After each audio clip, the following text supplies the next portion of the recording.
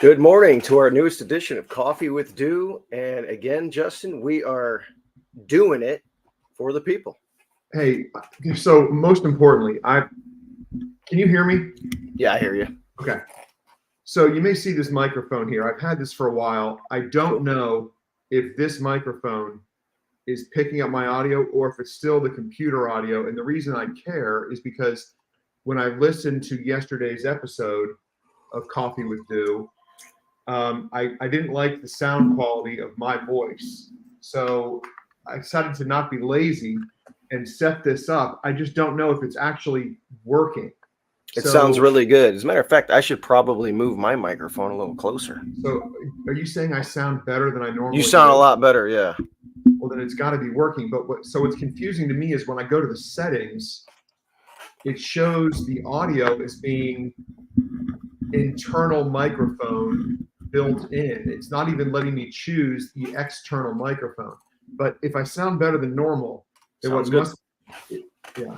Sounds good to me. Sounds a lot better, actually. Okay. Well, then I guess I'm just going to assume that it's working. And we won't look like gift horse in the mouth and ask a bunch of questions. We'll just assume that I've accomplished my goal of improving the audio. So what I did, I have a half a cup here, and I have my old Arlington Park thermos in case I run out. Because I notice sometimes I'll run out of coffee. What do you got? It's an Iowa Hawkeyes mug, which yeah.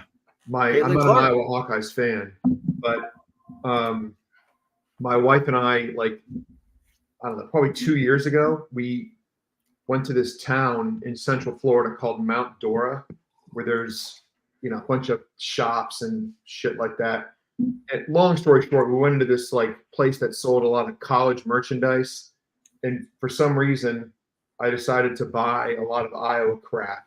At the time, my stepson was playing high school football, and I thought of just making a joke like, "Oh, you're going to get recruited by Iowa." And at the time, he was getting recruited, by some colleges, and whatever. There's no real point to the story other than to say You got the mug over there when you were on the recruiting trip. What's that? You got the mug when you guys visited the college. No, we didn't. Oh. We didn't visit. We got this mug at a store here in Central Florida, close to where we live, that sells college crap. I bought an Iowa Hawkeyes popcorn bucket. I think I bought a plate or something, a serving plate. Just 3 or 4 pointless Iowa Hawkeyes things for no reason whatsoever, no good explanation. And that's really all I had to say about it. I'm drinking the same Costco coffee that I drink every time you and I talk. Yeah, maybe you can explore different beans this week. I don't know. Maybe that tastes good. I don't know. I tried it once when I was visiting one time, and it was all right. No, you hated it. That's okay. It went nicely with the roaches that were in the dead roaches that you found in the. Well, we have an earwick problem over here in Wisconsin. Those little bugs that have the little pinchers on the end.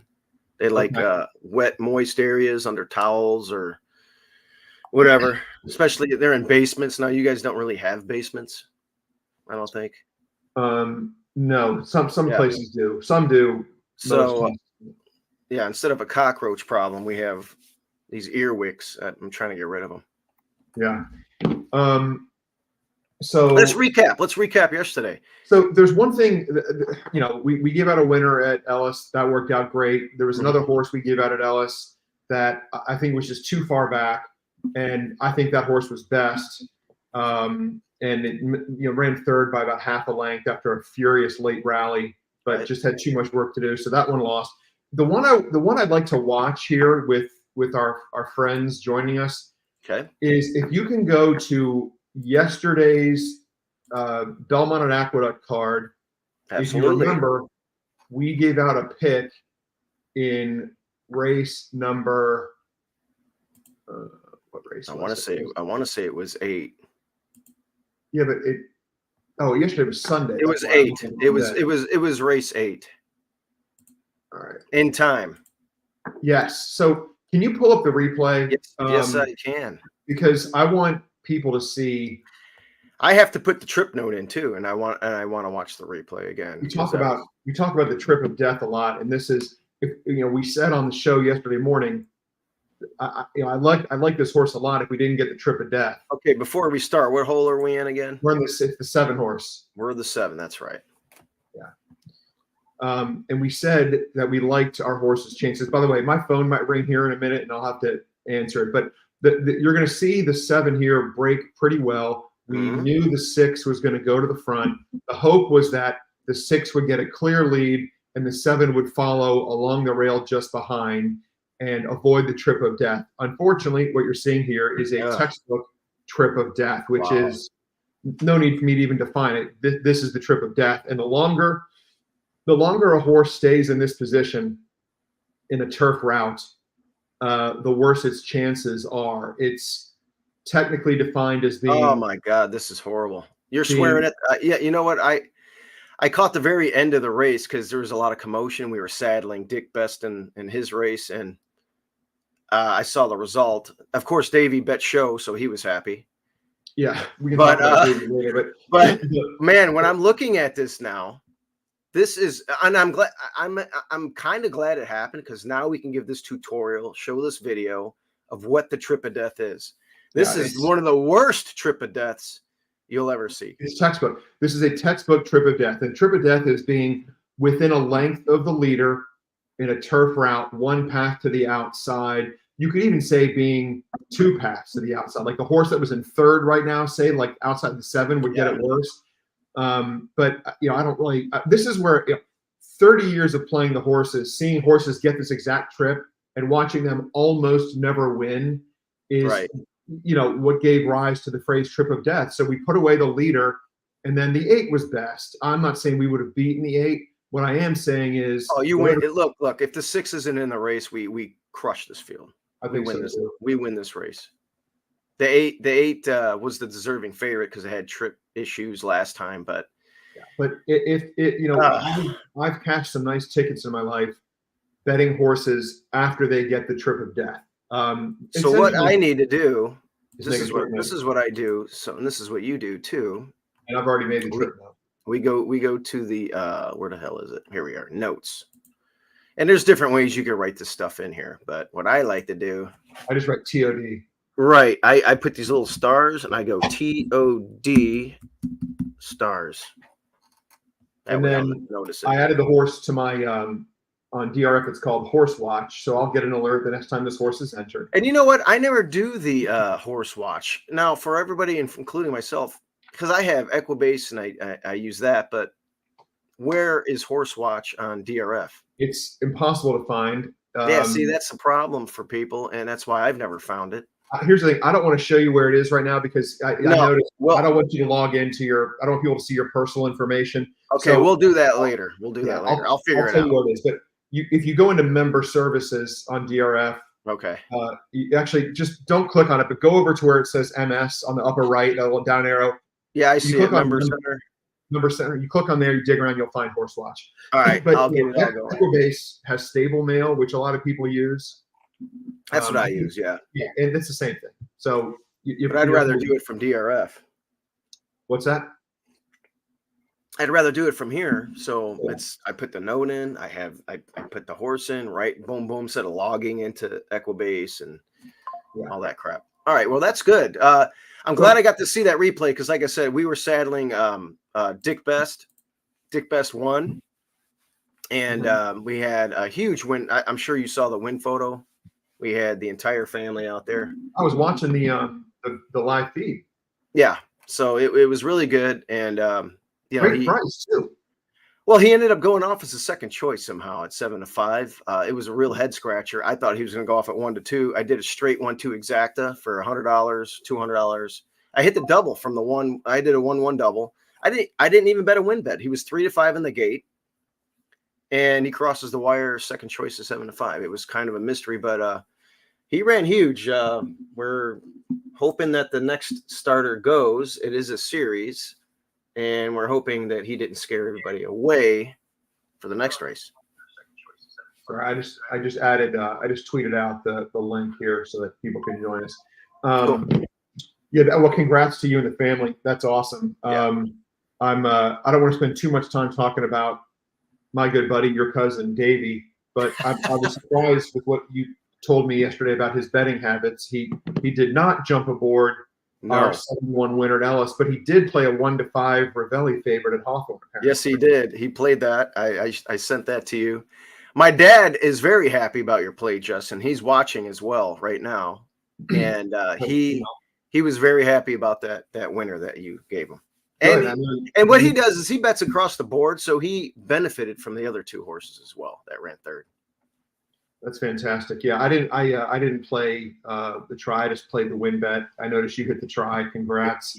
Would have been a great day if our horse at Ellis had been a little closer, because I really think that horse was best. The one horse in the finale, I've already forgotten the name, but the horse got bet down like the Cox runner. The Cox runner. Yeah. Adam Beschizza was on board. Well, let's since I'm slightly limited on time today, you want to get into today's Delaware Park card? Yes, let's do that.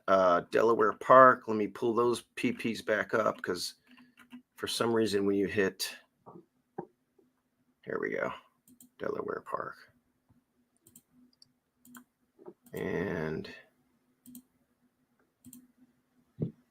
boom, here we go. All right, I assume we're looking at race 6. Let's start at race 6. So there are only 2 plays I have today. The race 6 is a race I want to watch, because I really like Whiskey Decision. 3-1. She's the 5 horse. We talked about her yesterday. Oh yeah. She won that race at Turfway super impressively when we did one of your live broadcasts on May 10th at Churchill. I said I thought she was a future stakes winner. We got a crazy price on her that day, 9-2, and she looked like a future stakes winner. And now today she gets the chance to prove that she is. I don't know if she's going to win. The 10 style points I respect that horse a lot, but she's going to get a tough post. The 7, a Primera Vista, has 3 wire-to-wire wins at Tampa, routing on the turf. That is a very hard place to go wire-to-wire on the turf at Tampa. And she did it 3 times so far this year. She's a serious racehorse. I might, if I play this race, I might play the 7, especially if we get that price, just because what she's done is so tough. And then she won on a soft turf already here at Delaware. So it's a step up in class. She was over 100-1 in her only graded stakes try.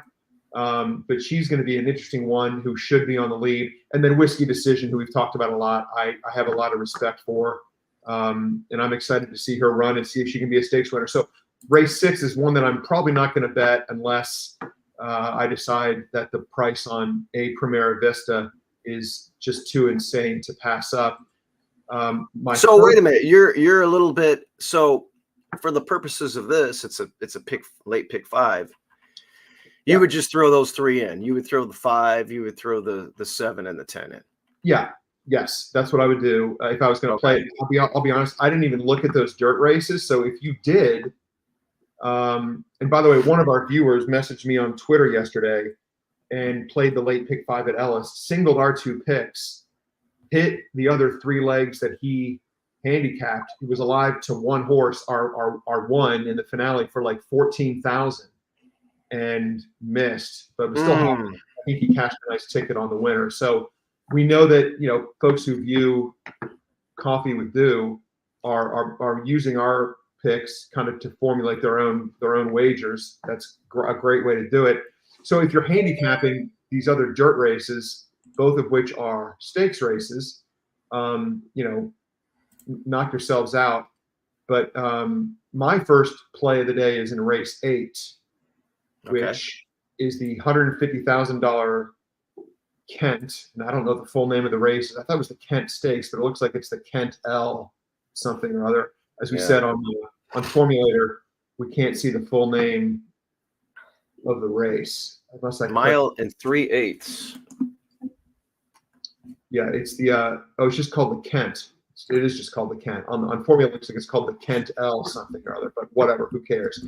Mile and 3/8, 3 turns. There's some horses that I know pretty well in here. Some horses that I think maybe we've even talked about before. the horse that I'm interested in is number 3, Domingo. And one of the reasons I'm interested in Domingo is because of the race 2 back at Keeneland. You and I talked about this race last weekend when we hit that, whatever day that was, we hit that 22-1 pick 3. Maybe it was even Thursday. The days all kind of run together, but we talked a horse in that race, the April 26th race named Catch a Wave, just came back to win on July 4th. It was actually on the 4th of July. Came back to win that race at Belmont Aqueduct. That was the race that we singled a horse in the pick 3 that ended up paying 22-1. The one where you went. I singled the 5, and you went 1-5, and the 1 wired. Or I thought the 5 would get the lead, and it didn't. Yeah, right, exactly. So Domingo comes out of that same race at Keeneland on April 26th and actually finished ahead of Catch the Wave. That's the race where the winner, Isidoro, kind of wired him and sort of stole the race. Domingo ran really well that day. The race before that, a 1.8 race at Gulfstream during March, the tough championship meet, beat 11 opponents at 8-1 at a 1.8 So I think this one's going to have no problem at all with the 1 3/8 distance, and has a strong closing kick, perhaps not as strong as some of the others in here if you judge it based on time form pace projections. So I'm not saying that number 3 Domingo is the most likely winner. I'm not saying Domingo is the best closer, but I do think this horse is one that should not be 12-1. And since we're talking here at 9 a.m., we're more than 3 hours before the first post. Scratches aren't out yet. We don't know what the final field is going to look like. That's why I normally don't like to give out picks until we've seen scratches. But, a 12-horse field, very likely we're going to get a very good price on number 3 Domingo. And I think he'll get a good trip.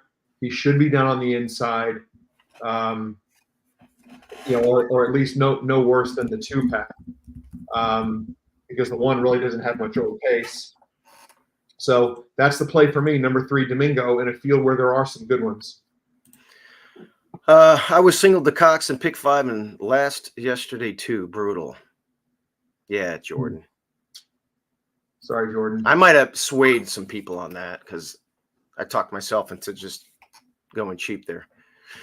Yeah, Domingo is the play here. I like it. It kept some good company lines on the dirt. I guess they had some Derby aspirations. They ran, well, maybe not. It was made in special weights, but it ran against Track Phantom, Resilience, horses like that on the dirt. The turf races are good early spring here, and these 3-year-olds grow up a lot from the spring, early on in the year to the summer. And they start running against older horses like it did last time, even though you could still run against your own age still, through the end of the year. It's probably growing up. Brendan Walsh is a good trainer.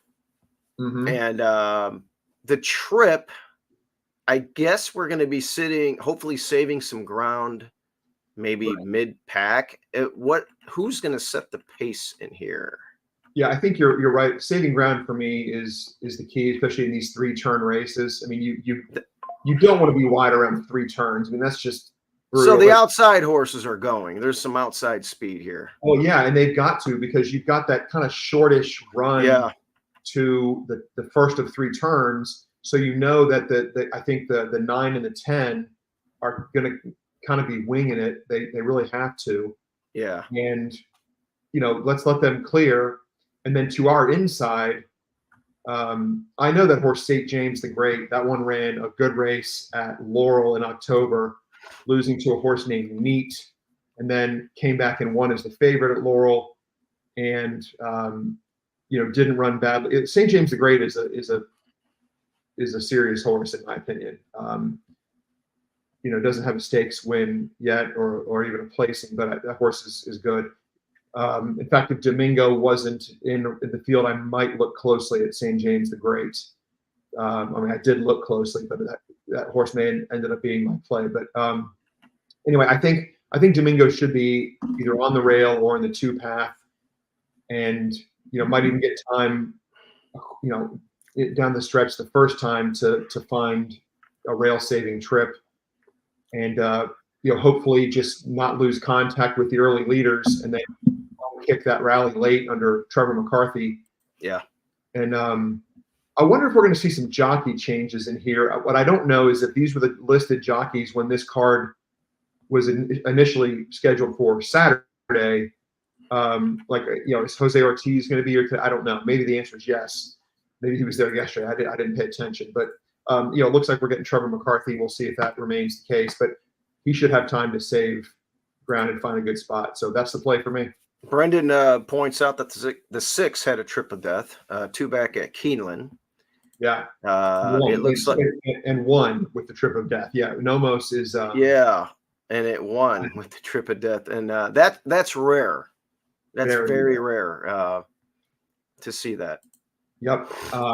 That's noted. I remember that race well. I played a different horse that day. Nomos also. The thing about I would not talk anybody off of Nomos. I simply wouldn't talk anybody off that horse. It might be an opportunity to include it. I'm going to probably do like an exacta with Nomos or something. I like Nomos. Yeah, if I decide to play a try, Nomos would be an underneath horse for me for sure. Very good. I like it. What's the next one here? Then we go to my final of 2 plays today, probably, or at least 2 picks. I'm going to get race 10, a maiden special weight at 1 1/16 for 3-year-olds and up. And there's another middle price horse that I want to bring everybody's attention to that I think is going to run really well, and that is the 4 Virtual. On debut at Laurel, April 21st. This one ran a really good race. Did get a perfect trip, but if you watch the replay, the final 1/8 of a mile, this one was down inside. Are you talking about the debut? Yeah, the debut, the April 21st race. Let's watch it. Yeah, good idea. And in this replay, Virtual is the 2. Breaks from the rail. And the notes say something about being rated. I mean, broke really sharply and then kind of just said, you know what, I don't think I want the lead here. Let some others kind of go on by. And doesn't really have any trouble the whole way around. I mean, there was a slight shy there, but nothing big, nothing big. Yeah, I would have went on with the horse there. Yeah, I would too, especially that's a 50 to 1. Where are the fractions here? 24 and 2. I mean, at Laurel, is that? I don't play a lot of Laurel. I think it's a slower track, though, right? Yeah, I honestly don't know either, to be honest with you. But you're 24 and 2. The horse could have easily been on the lead here. Yeah, it could have been 24 flat, 24 and 1. 50 to 1 shot on the lead, 22 to 1 there, getting its own trip of death. You have a 52nd half mile. 50. Wow, they went way slower second quarter. Yep. And so then now we're quick. Now they're really picking it up. Now they're picking up the pace, and the 6 kind of got a little bit of a head start. And then here comes again. Our 2 is getting virtually a perfect trip. We're getting a good trip. We're getting a good trip, but we should have sent early, which is a moot point at this point. So right here is where I got a little impressed with the horse. You don't see horse making the first time start kind of come along on the inside and fight on. Here comes the 5 to the outside, and a lot of times you would see a horse just kind of give up here, sort of pack it in. That's the 7 to 5 favorite who went by us. And the 2 keeps fighting here, does get passed late by a few horses, but that was not a bad effort at all. And then if you go to the start number 2 for Virtual, the May 31st race at Laurel, breaks from post 5. And I noticed we're getting the Chalkbuster second time blinkers angle. And we also are going to get the trip of death here. We're the 8 horse. Really? We got a TOD? We are going to get a TOD here for at least a boy. All right, so not as bad as the last one we saw. Not as bad as yesterday's Belmont trip of death, but this is a second time starter who ran an honest race on debut. Now I don't remember where I should know this because I did watch this replay twice. I forget where the 7 finishes. That's something else to kind of notice with the Trip of Death. You can kind of say if the 7 here were to stop badly, which I don't think it does, because I think the 7. Yeah, and by the way, this is a sub 24, which isn't good. And yeah, we're definitely off the hip getting the TOD here. Yeah, the 7 is. And what's the guy in the 9 doing? I don't know. We're still in the Trip of Death. Yeah, this isn't good. It's just it's just not. This isn't good. This isn't a very good. This is a TOD. This is pretty bad. Yeah, it's a textbook too. Trip of Death. So, there's some people who think who don't buy into it. I've talked to a lot of handicappers that I respect that I kind of turned on to this angle that completely agree with me. Somebody like I think Frank Mastari doesn't think too much of it. He doesn't think it's a bad trip. I think it's a really bad trip. But on dirt, it's not a bad trip. No, it's not. But on turf, absolutely, in my opinion. We're going to have a talk with Frank. Yeah, I don't. Yeah. Frank's a pro handicapper. He's a pro. We don't have, but still. So that was it. The horse just kind of packed it in. And, if I'm right about what the Trip of Death really means and how detrimental it is, then this is a horse I'd want to play back. I thought, go ahead. Is the angle to just send here? Well, we're taking the hood off. So are we going to grab a little bit? I don't know what this. We have some new shooters in here, firsters. The 6 got speed. I guess we're just going to, the 8's going to probably go. The 9's going to go. So I would imagine that we would be more of in the mid pack instead of pressing here. Yeah, there are horses to the outside that have more speed. But if you remember on debut, Virtual did break pretty well and probably could have had the lead if it wanted. Getting a little more distance here at 1 1/16. You got the 2 races under her belt now.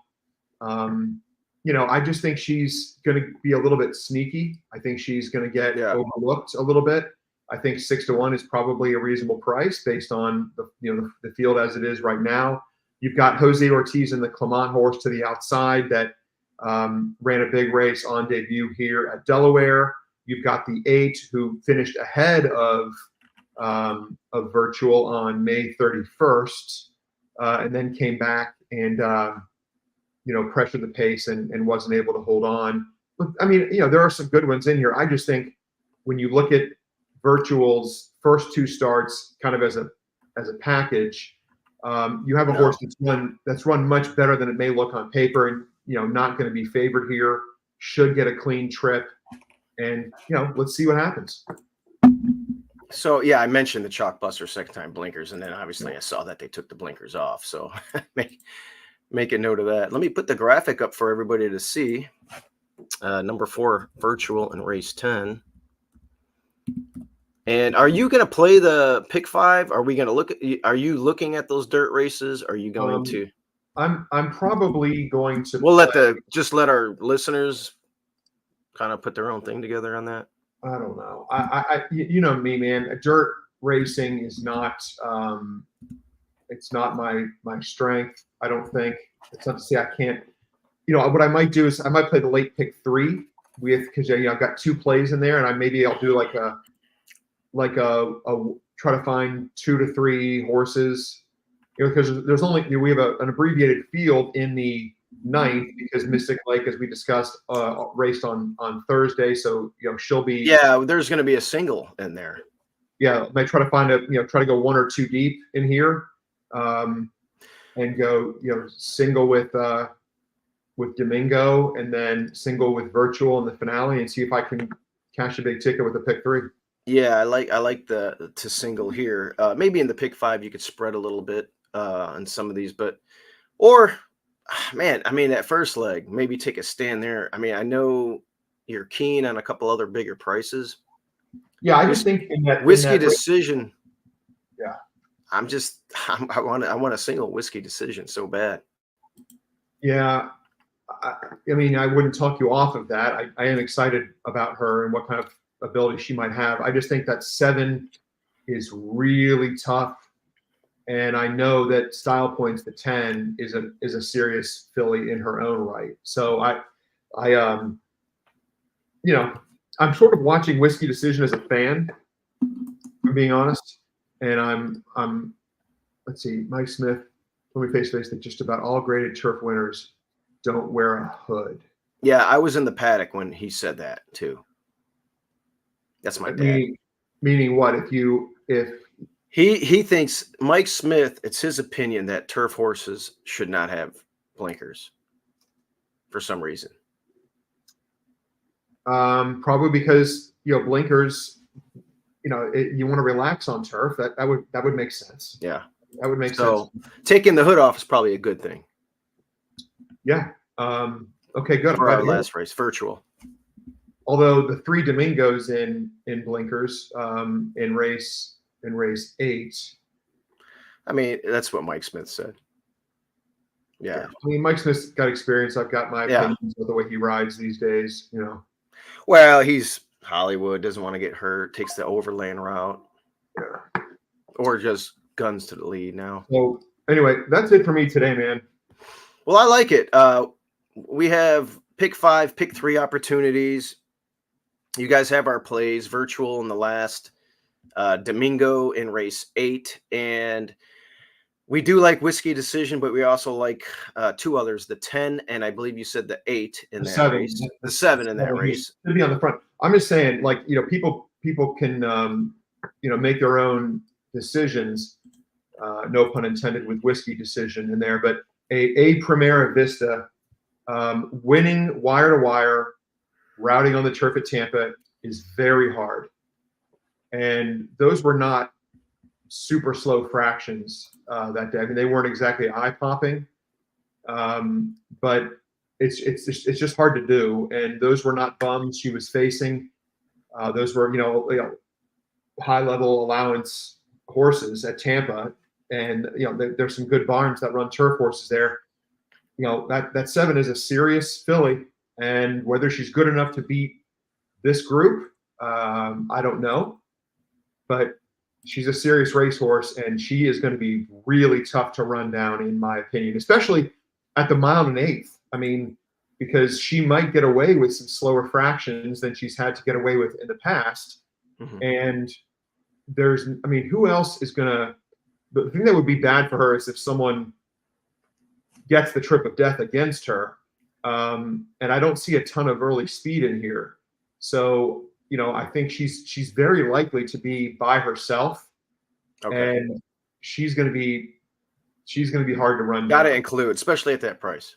Yeah, you got to include it. In fact, put it this way: if Whiskey Decision wasn't in here, well, we probably wouldn't be getting 15 to 1 on a Primera Vista, but she'd probably be among my plays. So if you're going to play the pick 5, I would suggest going Whiskey Decision, a Primera Vista, and Style Points to kick it off. So go 3 deep. Worst thing in the world is losing that first leg too. So you want to make sure you hit that. I love your decisions, your opinions later. The dirt races we talked about in another show, it's going to be pretty logical, especially with the scratch in one of those races. The other race, actually, I didn't really look at it that close. I'll have to go back. Hey, we had a good last 4 or 5 days, bro. I mean, yeah, we've been making money for the people, doing it for the people. That's right. We're trying to. We're trying to give back, Steve. The sport, it's a sport that we love. It's a tough game. It is a tough game. And we love it, and we want to give out winners. And Rich Nilsson, if you're listening. Poor Rich. Oh my God. Rich has missed out on all of our winners the last several days. He's in the Yosemite Park. He's in Arizona. He's in the backyard with his family, and he couldn't get in. Because he didn't watch yesterday. You know what he said? I don't mind calling him out. We love Rich, but he said we love Rich. He goes, I have better things to do with my time than to watch you and Steve-O handicap 2 races for an hour. And I said, well, first of all, Rich, we did 4 races. We talked about other stuff as well. Right. I'm sorry. So what I did, I texted him all of our picks yesterday, hours before the races, and he still didn't bet our 7 to 1 winner at Ellis. And by the way, this is recorded. It's on YouTube. You can fast forward right to the spot if you want. Also, Davey, my cousin, I gave him ample time. I told my dad and Davey at the table, hey, this is the Coffee with Dew play right here. We gave it out on the show. My dad bet it. I bet it. And Davey, I think he saw 7-1 and got scared because it wasn't yellow. You know what yellow means? Favorite. Yeah. So I'm calling Davey out on that. That's just incredible. But he did bet that 1-5 shot. Good for him. I'm happy for him. Yeah. Well, hey, if he had bet the same amount on our 7-1 winner, he could have missed with 7 1-5 shots in a row and still been even. Right. Yeah. But I think he did take advantage of the other two because he bet show on the 10-1 shot that we saw the trip of death on, and the other horse. So then he hit. So he cashed. He cashed. He made money on his show bets. Good. All right, brother. I got to get to my day job, which. Yeah, I'm gonna be playing the horses. Maybe there's a tournament I can play for a feeder for something Delmar or BCBC for Delaware. I have to look. I didn't look yet. So I might do that, and then I'll play, obviously, our picks later. Sounds good, brother. Be good. Let's catch up again soon. All right, guys. Hey, thanks for joining in, and like and subscribe. Later. Later.